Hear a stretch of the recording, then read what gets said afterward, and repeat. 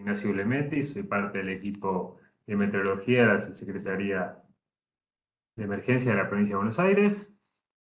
Y hoy venimos a dar un curso, seguramente me va a acompañar, no sé si ya se conoce, Nucci, también del equipo de meteorología. Somos meteorólogos, seguramente la mayoría de ustedes ya nos conocen. Hoy viene a ser un curso un poco distinto a los que veníamos dando, ¿sí? Porque en este caso no vamos a hablar de fenómenos meteorológicos, no vamos a hablar de teoría de meteorología, sino más bien vamos a hablar de lo que es una guía, vamos a darle algunas claves que nos parecen importantes a la hora de realizar un protocolo de monitoreo y, y- y preparación ante un evento hidrometeorológico. Bien, para eso, para empezar, vamos a hablar brevemente de lo que es gestión de riesgo, ¿sí? De lo que son las amenazas, de lo que es el riesgo y la vulnerabilidad, de los sistemas de alerta temprana que tenemos disponibles. Todo eso para generar el marco donde donde se haría, ¿sí? Desde donde partimos para hacer un protocolo. ¿Qué tenemos para, para poner ese protocolo? Y después, por último, las claves, ¿sí? Algunos puntos clave que nos parecen importantes para la elaboración del protocolo. Esto no significa que sí o sí los tengan que usar, simplemente es una herramienta, una base que ustedes pueden tener disponible para revisar su protocolo. En el caso que no lo tengan hecho, yo lo que le quiero pedir a todos y todas es que me escriban ahí por el chat quiénes tienen y quiénes no un protocolo para monitoreo y prevención de eventos hidrometeorológicos, ¿sí? Lo más común es que no lo tengan, así que esto no es una evaluación, no es para criticar a nadie, simplemente tener conocimiento de quiénes tienen y quiénes no. Así que les pido que vayan escribiendo en el chat quiénes tienen y quiénes no, por favor. Bien, bueno, hace una década atrás a la emergencia se la veía principalmente del lado de la respuesta.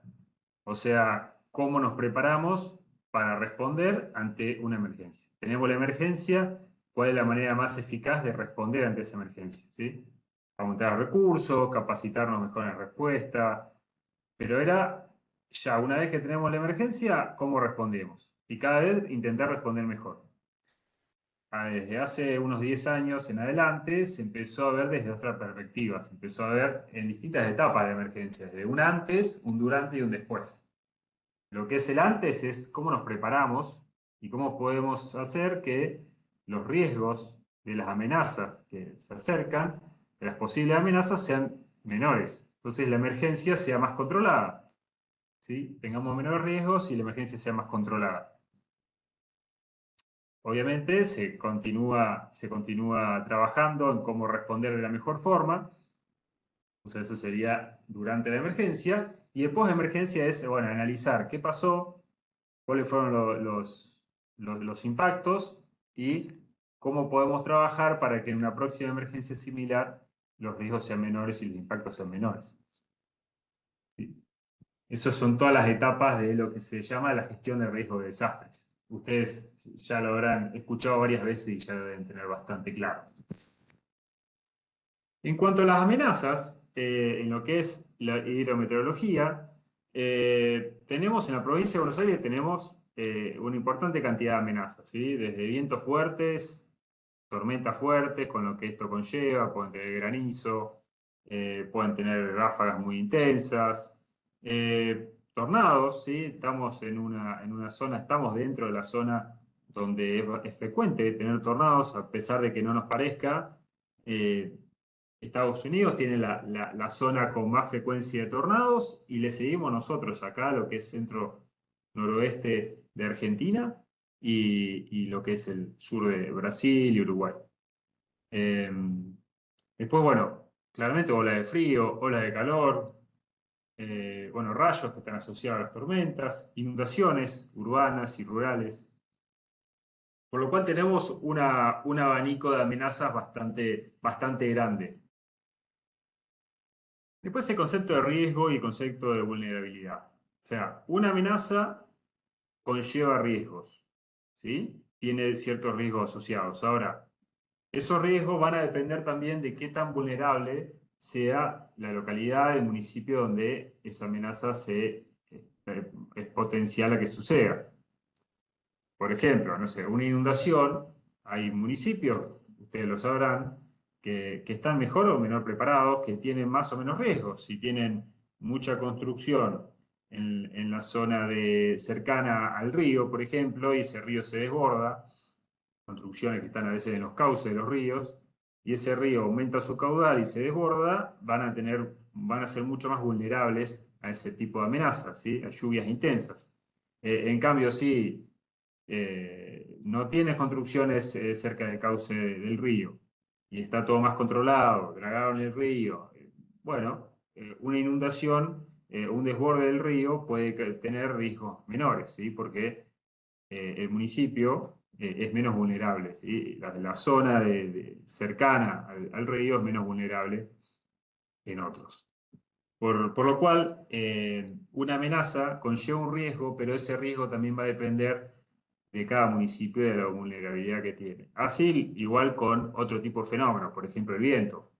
No es lo mismo que tengamos viento fuerte sobre una zona de casas bien construidas, clase media o alta, con construcciones firmes, ¿sí? Donde tengamos por ahí viento fuerte de la misma intensidad en zonas de asentamientos, donde las construcciones son más débiles, ¿sí? Donde no hubo menos recursos para construir y se hicieron lo que pudieron, y ahí obviamente van a tener mucho más riesgo de voladura de techos, de personas lastimadas, ¿sí? Por lo cual, vamos al concepto de vulnerabilidad, que justamente es la exposición, o sea, cuánta población tenés expuesta a esa amenaza, ¿sí? Y la susceptibilidad y la resiliencia. Con respecto a la susceptibilidad, justamente es lo que hablábamos, o sea, por ejemplo, lo que es estructura, bueno, ¿qué tipo de estructura tienen, no? Si tienen estructuras más débiles, construcciones más precarias, van a ser mucho más susceptibles a vientos fuertes. Si, por ejemplo, tienen más construcciones sobre el cauce de ríos, van a ser más propensos a que si el río desborda, afecte esas construcciones y a esa población. Ahora, si esa población ya tiene experiencia en, eh, en digamos, ya tiene experiencia en inundaciones y ya han tenido inundaciones, han aprendido de eso y saben que, por ejemplo, cuando el río ya llega a tal nivel, tienen que autoevacuar y pueden autoevacuar, bueno, ahí ya están teniendo mayor resiliencia. Por lo cual eso hace que la vulnerabilidad y la exposición sea menor y por lo tanto la vulnerabilidad también. Por lo tanto, la misma amenaza con una población preparada tiene menor riesgo. ¿Sí? Si tienen alguna duda, me pueden interrumpir, ¿sí? Me pueden interrumpir pueden abrir el audio y hablarme directamente o pueden escribirlo ahí en el chat. ¿Sí? Si no, a lo último también hacemos consultas. Bien, ahora, conocemos las amenazas, podemos establecer los riesgos, podemos hacer mapas de riesgos, seguramente muchos de ustedes ya tengan mapas de riesgo en sus localidades, pero ¿con qué información contamos para saber que esa amenaza viene? ¿Qué información confiable tenemos, oficial tenemos para saber si esa amenaza viene, si es posible que se dé esa amenaza y con qué intensidad puede llegar a ser, por ejemplo, esas tormentas, esas lluvias, esos vientos? Y para eso tenemos que conocer cuáles son los sistemas de alerta temprana, cuáles son los sistemas de información que tenemos disponibles. Porque eso también lo vamos a tener que volcar en el protocolo. Sí o sí vamos a tener que decir, bueno, con qué información contamos y cómo la utilizamos, cómo la comunicamos, qué acciones tomamos en base a esa información, ¿sí? A nivel nacional, podríamos decir que en lo que son eventos hidrometeorológicos tenemos tres grandes tres grandes instituciones nacionales: el Servicio Meteorológico Nacional, que tiene un sistema de alerta que involucra varias amenazas; el Sistema de Hidrografía Naval, que más que nada involucra lo que es el Río de la Plata y la costa bonaerense, ¿sí? Con el aumento de la marea y del nivel del río. Y por otro lado tenemos el INA, que hace pronósticos y alertas para lo que es el río Paraná, ¿sí? Por lo cual el SHN y el INA van a ser principalmente utilizados por municipios costeros y, bueno, el servicio meteorológico, el sistema de alerta del servicio meteorológico involucra a todos los municipios de la provincia. Por otro lado tenemos lo que es el sistema de alerta temprana de la provincia de Buenos Aires, ¿sí? Teníamos los sistemas nacionales y por otro lado tenemos el sistema provincial. La provincia de Buenos Aires viene trabajando mucho en la gestión de emergencias, ¿sí? Desde la Subsecretaría de Emergencias se coordina con las distintas direcciones provinciales y con otras áreas provinciales. Desde, por ejemplo, desde la Dirección Provincial de Defensa Civil y mediante la Dirección de Fortalecimiento se hacen cursos de distintos temáticas claves para lo que es la reducción del riesgo de desastre, la gestión del riesgo de desastres. Por ejemplo, el que estamos haciendo ahora, por ejemplo, en lo que es meteorología, conocer las distintas amenazas, como venimos conociendo con distintos cursos, pero también en un montón de otras áreas. Desde la Dirección de Riesgos y Emergencias, la Dirección Provincial de Riesgos y Emergencias, por un lado se protocoliza y se sistematizan todas las acciones que se pueden generar para reducción de riesgo. Por ejemplo, las guías de reducción de riesgos, por ejemplo, bueno, está dentro de la bibliografía la guía de reducción de riesgos ante eh, vientos fuertes, ¿sí? Donde tenemos distintas pautas, desde los conceptos, desde cómo se puede originar los vientos fuertes hasta qué medidas podemos llegar a tomar, cómo comunicarlas. Y también desde la Dirección de Riesgo de Emergencias, un monitoreo, ¿sí? Y un sistema de información de lo que son las alertas y las emergencias, ¿sí? Y acá entra lo que es la DIMAE, ¿sí? La Dirección de Información de Monitoreo de Alertas y Emergencias, donde la DIMAE, a su vez, tiene la guardia de alertas con las que ustedes se comunican para, por ejemplo, pedir pronósticos, para recibir pronósticos, desde donde reciben las alertas, las defensas civiles locales. Y también, por otro lado, cuenta con el equipo de análisis de riesgo meteorológico, o sea, el equipo de meteorología, ¿sí? Que interactúa con la guardia de alertas para realizar los pronósticos y comunicarlos a ustedes, comunicarle las distintas alertas, comunicarle distintos pronósticos por zonas, o bueno, o los que le mandamos todas las mañanas. Y eso es lo que hacemos, es básicamente recopilar la información, retransmitir alertas, generar pronósticos enfocados principalmente a la provincia, y bueno, comunicarlos, recibir los impactos y reportes de impactos, ¿sí? Que ustedes proporcionan, y en base a eso también hacer un análisis de riesgo, ¿sí? Un análisis de impacto de los riesgos, y a su vez con eso nos retroalimentamos para los próximos pronósticos y para evaluar el riesgo que tienen los distintos fenómenos. Por ejemplo, en lo que es el sudeste de la provincia, ya nos quedó bastante claro que esas alertas por vientos intensos del norte no conllevan un riesgo importante, como por ejemplo ese mismo viento en otro sector de la provincia, cuando el servicio meteorológico emite alertas amarillas, por ejemplo, por viento de 70 km por hora para el sudeste de la provincia. Después de tantas verificaciones entendimos que no es tal vez para una alerta amarilla. ¿Sí? Bien, y con esto terminamos de generar el marco para la elaboración de este protocolo.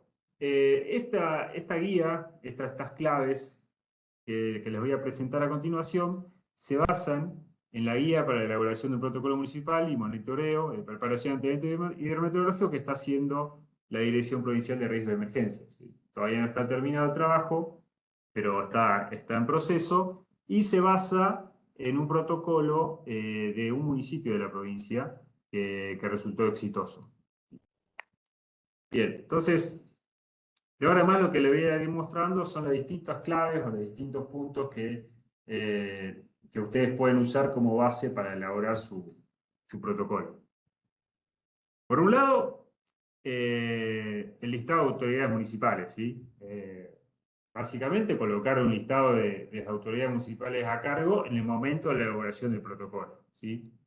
Listado de quienes participaron en la elaboración del protocolo, ¿sí? Detallar nombre, apellido, cargo de las personas que participaron en la elaboración del protocolo.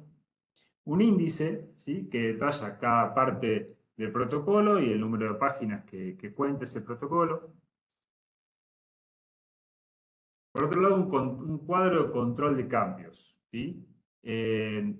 Para eso se designa el área responsable del protocolo, que es la que va a cargar todos esos cambios que se vayan haciendo dentro del protocolo, ¿sí? Con fecha, página, la descripción y el autor, ¿sí? Eso es clave porque, por ejemplo, en cambio de gestión pueden cambiar los actores y pueden cambiar, puede tener modificaciones el protocolo, pueden tomarse otras medidas o en base a la experiencia también se pueden tomar distintas medidas, ir agregando o no medidas de prevención y eso es importante que quede plasmado en qué momento, en qué fecha, ¿sí? se fueron registrando esos cambios en el protocolo, ¿sí? Bien, después los objetivos del protocolo. Y en la guía en la cual se está trabajando hay muchos ejemplos. Y acá yo solamente copié una parte de lo que sería un ejemplo. Y sería definir de manera breve y clara qué se realiza el protocolo, ¿sí?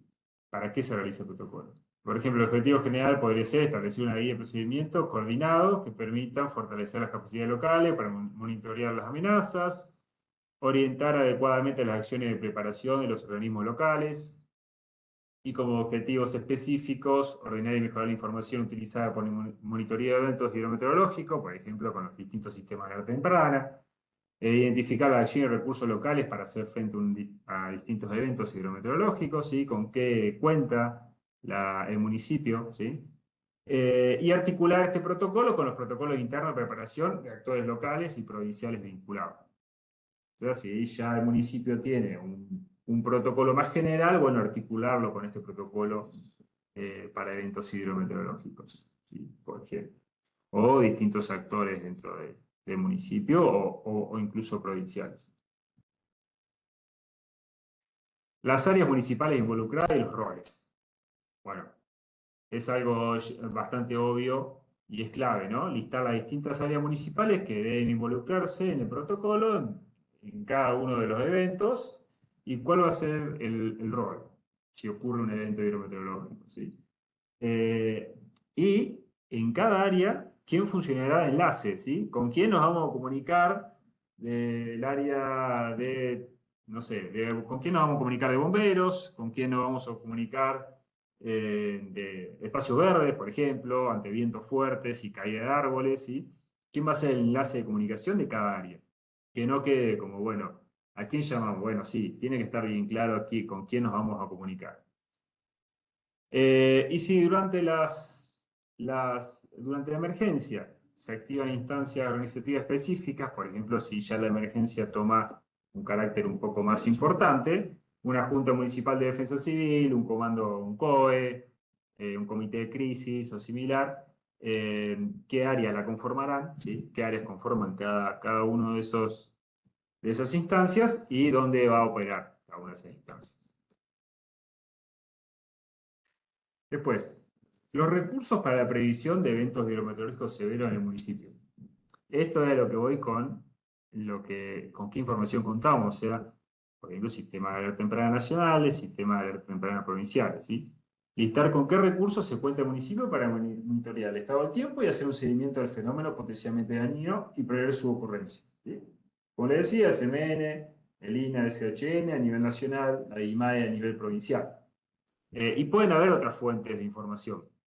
Por ejemplo, no sé, en la zona de Bahía Blanca, si cuentan con los datos de las estaciones meteorológicas de la bolsa de cereales, por decir un ejemplo, ¿sí? Bueno, eso también hay que escribirlo, ¿sí? O reportes de otros municipios, cómo se accede a esos reportes, ¿sí? Para no estar o sea, para acceder de forma confiable o sea, escribir dónde vamos a acceder a esa información y no que se reciba información de cualquier lado y se utilice cualquier información, porque ya sabemos que fake news está plagado cada vez más. Bien, y después, definir los niveles de alerta. Hay una bibliografía que compartimos eh, que está bastante interesante porque habla de cómo se puede definir un nivel de alerta desde distintos criterios, ¿sí? Se pueden tomar distintos criterios para definir un nivel de alerta. Y es válido, todos son válidos, ¿sí? Por ejemplo, podemos definir el nivel de alerta dependiendo del fenómeno, ¿sí? Qué tan intenso puede ser ese fenómeno que está previsto. También podemos definir el nivel de alerta en la proximidad. Cuanto más próximo esté a registrarse, más probable sea que se registre, bueno, ahí vamos aumentando el nivel de alerta. Por ejemplo, no sé, celeste si se espera viento fuerte dentro de 4 días, amarillo si ya estamos a 2 días de esos vientos fuertes y se mantiene el pronóstico, naranja ya cuando estamos a 12 horas de recibir esos vientos intensos y rojo ya cuando es inminente, ¿sí? La llegada de esos vientos fuertes. Eso sería un criterio a tomar. Otro sería, bueno, ¿con qué intensidad viene ese viento? ¿Son 70 km por hora, 90 km por hora o 120? Bueno, 70 vamos con amarillo, 90, esto es un simple ejemplo, 90 vamos con rojo, y bueno, si ya supera los 100 km por hora, perdón, 90 vamos con naranja, y si ya supera los 100 km por hora, por ejemplo, podríamos decir, bueno, no, ya es una alerta roja. Son distintos criterios y se pueden utilizar eh, cualquiera de esos criterios, ¿sí?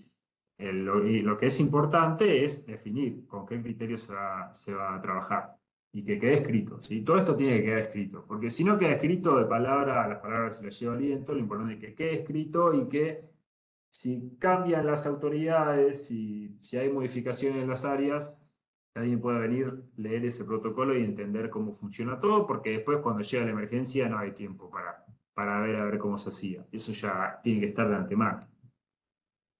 Bien, y por último, no por último, pero algo bastante fundamental, es los procedimientos de monitoreo y preparación por área, según el nivel de alerta. Bueno, ¿qué hace cada área y en qué momento lo hace, dependiendo del nivel de alerta? Y esto hay dos, podríamos decir que hay dos acciones, una preventiva y otra de respuesta, y también hay dos formas de hacerlo. Una con una lista de acciones y otra con un cuadro de doble entrada. Un ejemplo de una lista de acciones sería donde se detallan acciones preventivas y de respuesta, dependiendo cada nivel de alerta y dependiendo cada área. Si en este caso, por ejemplo, podemos poner protocolo que para una alerta amarilla, ya definido a qué llamamos alerta amarilla, cada área qué trabajo realiza. Bueno, el área de defensa civil, un monitoreo rutinario, monitoreo permanente de grupo de WhatsApp, de la DIMAE, seguimiento del fenómeno meteorológico para evaluar si requiere modificación de nivel de alerta, modificar y comunicar el nivel de alerta. Monitoreo extraordinario de existir, recibir e informar, reenviar, el alerta meteorológica que se comunica, mantener la circulación de información, de datos relevantes, por ejemplo, placas con recomendaciones de qué hacer, por ejemplo, ante un caso de viento fuerte. Y otra opción podría ser un cuadro de doble entrada, que por ahí es de lectura más rápida, ¿no? Porque tenemos las actividades, el monitoreo, pues rutinario y extraordinario, y los distintos actores involucrados. ¿Quién es el responsable principal? ¿Quién es responsable? ¿Y quién participa en la actividad? En este caso es una forma, es lo mismo que la lista, pero verlo de otra forma, ¿sí? Pero la información es la misma, ¿sí? Eh, Por ejemplo, enviar y comunicar flyer de pronóstico extendido por área, ¿sí? El pronóstico durante la mañana, como monitoreo rutinario. Bueno, la defensa civil es responsable porque es a quien le llega ese pronóstico, ¿sí? Por el medio del canal de alerta, de la DIMAE. Ahora, ¿quién es el responsable principal? Prensa, que es quien lo tiene que comunicar, ¿sí? Defensa civil le pasa la información a prensa y prensa es el responsable principal de transmitirlo. Eh, Ahora, el monitoreo permanente del grupo de WhatsApp de la IMAE, bueno, el responsable principal es la Defensa Civil, claramente, porque es quien tiene acceso a ese grupo. Y esto sería, por ejemplo, para una alerta naranja. Así, lo mismo se puede definir por una alerta amarilla y lo mismo para una alerta roja, ir detallando las distintas actividades que tendría y qué actor está involucrado en esa actividad. Este es otro ejemplo para una alerta roja. Básicamente es la misma idea, ¿sí? Las distintas actividades, obviamente a medida que el nivel de alerta vaya aumentando, vamos a tener más actividades para hacer y va a haber más actores involucrados dentro del municipio, ¿sí? La Junta Municipal de Defensa Civil, un comando único, un COE, bueno, no sé, el área de espacios públicos, bueno, obviamente prensa, las distintas delegaciones, en fin. Cada vez van a ir apareciendo más actores a medida que el nivel de alerta vaya aumentando y cada vez va a haber más actividades. Con un cuadro así, queda bien claro quién es el responsable principal de cada actividad, cuándo hacerla, y quiénes van a ser también los que van a participar de esa actividad, que no sean responsables principales. Y por último, ahora sí, es la comunicación a la población, ¿sí? Y bueno, y esto es bastante importante, ¿no? ¿Cómo se comunican los distintos niveles de alerta, ¿sí? A la población? Sobre todo a los sectores más vulnerables, que van a ser los más afectados, que pueden recibir los mayores impactos. ¿Qué agentes territoriales pueden funcionar como transmisores? ¿Sí? No sé, prensa, bueno, ¿cómo va a comunicar eso? ¿Mediante qué canales de comunicación prensa de la defensa civil va a comunicar esa información? ¿Qué otro sector, qué otra área de la municipalidad podría comunicar esa información? ¿De qué manera? Por ejemplo, no sé, desde la página principal de la municipalidad, mediante Instagram, Facebook o por la radio, prensa, como sea, tiene que quedar todo escrito, cómo comunicar a la población en el detalle mayor que se pueda en distintos niveles de alerta. Teniendo un protocolo así, en base a esto, es mucho más sencillo y mucho más eficiente cómo uno se puede preparar y cómo puede responder ante una emergencia. ¿Qué actor escrito? Ya todos los actores saben cuándo y qué hacer y quiénes son los responsables de hacerlo, con nombre y apellido y dirección incluso. Bueno, bien, ahí termina. Esto fue bastante breve. Bueno, obviamente esta presentación les queda la bibliografía, que está muy buena, ¿sí? Las guías de reducción de riesgo, hay por precipitaciones, hay por vientos, están muy buenas, les recomiendo mucho que las lean. Eh, y bueno, y ahí estoy viendo que no tuve muchas respuestas en cuanto a quiénes tienen protocolo.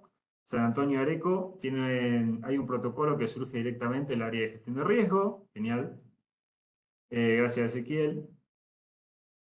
Eh, Tigre, hay un protocolo ante eventos meteorológicos. En una parte de este protocolo es informar a los cuarteles de bomberos del partido. Bien, me faltan más respuestas. Defensa Civil, no sé si llamarlo protocolo, pero sí tenemos un ABC operativo de monitoreo y comunicación ante seguimiento de posibles eventos. Bueno, si lo tienen escrito, puede llegar a ser como una especie de protocolo. Tal vez se lo pueden modificar para que tenga sea más un protocolo, digamos, pero ya tienen la base. Zárate, gracias a uno tiene protocolo. Creo que lo más común es que no lo tenga, ¿sí? Me parece. Bueno, no sé si tienen alguna consulta con respecto a esto. ¿sí? Por favor, los que no contestaron todavía, si tienen, les voy a pedir que contesten.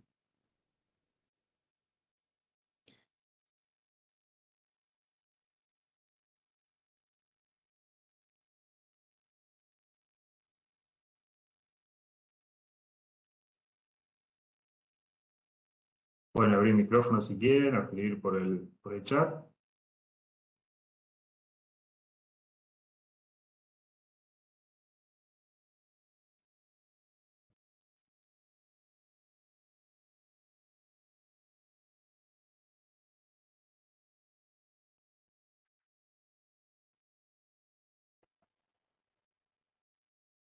¿Qué tal? Buen día. ¿Cómo estás? Eduardo Figueroa, Defensa Civil Suipacha.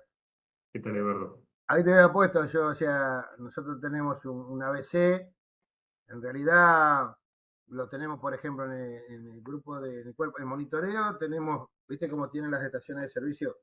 El rol del operario. Entonces, bueno, él tiene su rol, las alertas las recibimos nosotros de Defensa Civil y a partir de ahí ya se empieza a disparar. El ABCS que yo te digo es, bueno, a partir de ahora yo voy a estar recibiendo la información, vos vas a seguir el monitoreo, responsable de defensa civil, si hay MIT, entraríamos en el MIT, indistintamente quién esté ese día o, viste que nos comunicamos por teléfono, podemos entrar de cualquier lado, gracias a Dios, y no estando aún dentro del municipio podemos por teléfono seguir el MIT y tomar decisiones. A partir de ahí se empieza a activar lo que podríamos llamar un protocolo. ¿Sí? Faltaría darle forma o escribirlo, pero sí tienen, por ejemplo, nosotros tenemos un número municipal donde tenés toda la operatividad municipal hasta la 1 de la tarde. A partir de la 1 de la tarde ese número pasa directamente a la central de monitoreo. Entonces también tenemos rescisión de llamados e información de ese lado. Y después todo lo que tenemos conjuntamente con eso, a medida va cambiando, digámosle, de color el alerta, el seguimiento meteorológico, los que vamos involucrando, hasta llegar a la conjunción del COEM, alerta naranja para arriba, ya todo está el COEM conformado, con todos los secretarios de área y las fuerzas vivas, o sea, los que tienen un protocolo de emergencia particular, como bomberos, policía, CPR y todo lo demás. Creo que lo que nos falta es darle un poco de forma ahí, o me interesó más el doble cuadro. Claro, sí, El en doble general cuadro estaría, es mucho más rápido leer y todo, más claro, digamos. sí, o podemos hacer todo un escrito de la presentación de eso y como anexo en el doble cuadro puntualizar y listo. Exactamente, Porque tal cual. es un poco más de lo que, o sea, nosotros viste que estamos hace años con la elaboración de los planes de emergencia municipal. Y le vamos agregando porque es dinámico, le vamos sacando cosas. Y muchas de estas cosas las tenemos dentro del general, pero no especificamos a qué área le corresponde. Por ejemplo, comunicaciones, monitoreo. Entonces ahí vamos desglosando. Y viste que el plan lo empezamos con 60 hojas y después anexo, anexo, anexo. Cuando querés acordar, tener un pilón. Entonces, bueno, está bueno ya diferenciar las áreas y después en conjunto llegar a la reunión del COEM. Tal cual, tal cual. Sí, imagino que ya todos tengan o no tengan escrito ya, o sea, gran parte del trabajo lo tienen ya en la cabeza, ya saben cómo operan, qué acciones toman, pero bueno, si se lleva, si se escribe, se termina de afinar, digamos, las responsabilidades principales, las responsabilidades, qué actores involucran en cada criterio, en cada alerta bueno, mucho más claro y mucho más eficiente todo el trabajo y la respuesta. Sí, fíjate al punto que ya lo hemos hablado en algún Meet y todo lo demás, que nosotros, por ejemplo, con alerta naranja y por ordenanza, todo lo que es evento municipal al aire libre automáticamente se suspende. O sea que ya está dado el paso, el pre y el post. Entonces, pero bueno, hay que escribirlo. Tal cual. Gracias. A vos. Buen día, Buen día. ¿cómo estás? Tanto tiempo. ¿Qué tal, Julio? Acá renegando con el dispositivo que se me había abierto la ventana de chat y no la podía cerrar y veía que te me ibas y gracias ahí a Eduardo de Suipacha que estiró un poquito por lo menos para poder saludar y, bueno, comentar un poquito lo que pasa aquí en mi jurisdicción, donde tenemos recién de manera incipiente el área de defensa civil. Pero, ¿qué pasó acá? Acá pasó algo particular que desde el año 2019, por interés de un grupo grande de vecinos, cuando hay posibilidades de algún evento meteorológico significativo, de algún fenómeno meteorológico significativo, yo, aparte de pasarles el pronóstico todos los días de manera cotidiana, obviamente que envío las alertas que emite el SMN, ¿sí? Sí. Y un poco por decisión propia y con el fin de asegurarme, digamos así, que la gente esté informada, más allá de que trato de que llegue a la última milla dentro de lo posible desde el punto de vista comunitario, cuando tenemos alerta naranja, y especialmente en días de semana, me comunico con todos los referentes del área académica con el fin de ponerles al tanto de la situación y de que estén atentos a lo que se pueda llegar a informar por los medios, ¿no es cierto? Y a lo que, bueno, ahora estando en Defensa Civil del municipio, se le pueda llegar a comunicar por los canales oficiales, que en realidad son los números telefónicos de WhatsApp, ¿sí? Para, bueno, tomar las medidas del caso ante una contingencia, ¿sí? Y todos los días de la semana, ¿sí? Cuando hay una alerta naranja, lo primero que hago es tomar contacto con el área de acción social del municipio con el fin de prestarle especial atención a los vecinos más vulnerables de la localidad, a los fines de, bueno, tener prevista una respuesta inmediata en caso de que suceda algo y, si procede, una evacuación preventiva, ¿cierto? Eso es lo que tengo hasta ahora por acá. Excelente, Julio. ¿Y eso vos lo tenés escrito? No, todavía no. Claro, o sea, ya digamos, tenés todo, salvo lo que te falta es volcarlo. Es Volcarlo a... correcto, es Claro, correcto. excelente, Julio. Sí, Ignacio, Julio tiene más o menos, está como yo, o sea, lo tenemos todo en lo cotidiano, acomodado. Yo, por ejemplo, todo lo del el Sistema Meteorológico Nacional que yo recibo, que considero que es para informar, por ejemplo, los colegios rurales, yo tengo un grupo que es Defensa Civil Suipacha, Escuelas Rurales, directamente con la dirección y los auxiliares del colegio. Después, dentro del COEM ya está las autoridades del Consejo Escolar y como está, acá tenemos una regional. Entonces, bueno, pero de primera mano, porque es donde, a ver, tenés más distancia y más desamparados los tenés ante un evento que te llega una alerta eh, temprana a 3 horas. Y probablemente esos chicos, no te digo que estén camino a la escuela, pero si no están, o están dentro de la escuela y no tenés 3 horas para sacarlos, entonces ellos están permanentemente comunicados por ese grupo. ¿Sí? Y la última vez, a raíz del tema de la última alerta naranja que hubo, que recomendaron no tener clase y todo lo demás, ahora para darle un poquito más de formalidad, dentro del grupo de WhatsApp les pedimos recepción. O sea, que confirmen haber recibido el mensaje. Directoras auxiliares de los colegios rurales. La zona urbana ya es más fácil, la transmisión, a veces allá tenés señal, a veces no tenés señal, a veces tenés energía eléctrica, a veces no tenés. Te querés comunicar y, por ejemplo, ya pasó el viento y te dejó 4 postes en el piso y ese colegio no tiene comunicación. Entonces, bueno, todo eso se va previendo y está preparado con ese grupo. Bien, excelente. Qué importante lo que decís, Eduardo, con respecto al tema de la estructura que tenés conformada ahí. Y qué importante lo que decís, Nacho, con el tema de escribirlo, porque en este último evento al que se refiere Eduardo, acá pasó un hecho muy singular, ¿sí? En el cual, bueno, yo tomé contacto con el sector académico, como dije anteriormente, y la coordinación diaria me pidió, digamos, el consentimiento como para interactuar con el Ministerio de Educación y con todos los estamentos bajo su jurisdicción, me estoy refiriendo a todos los establecimientos educativos, ¿sí?